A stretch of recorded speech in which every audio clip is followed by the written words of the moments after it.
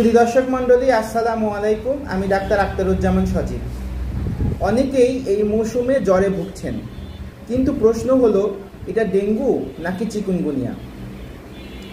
Dengue ও chikungunya দুটোই প্রায় একই মশার মাধ্যমে হয়, উপসর্গও প্রায় কাছাকাছি, জ্বর, মাথা ব্যথা, শরীর ব্যথা। তাই অনেকেই বুঝতে পারেন না আসলে কোন রোগে ভুগছেন, আর ভুল বুঝে দেরি করলে জটিলতা বাড়তে পারে।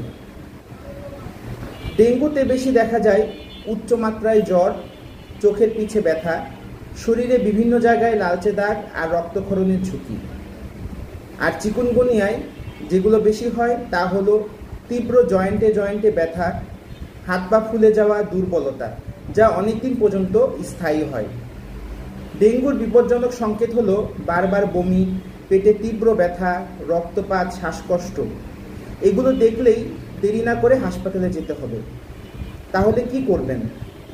নিজে থেকে ওষুধ খাবেন না, প্রচুর পানি খাবেন। জ্বর কমানোর জন্য শুধু প্যারাসিটামল ব্যবহার করবেন, অ্যাসপিরিন বা ব্যথার ওষুধ এড়িয়ে চলবেন।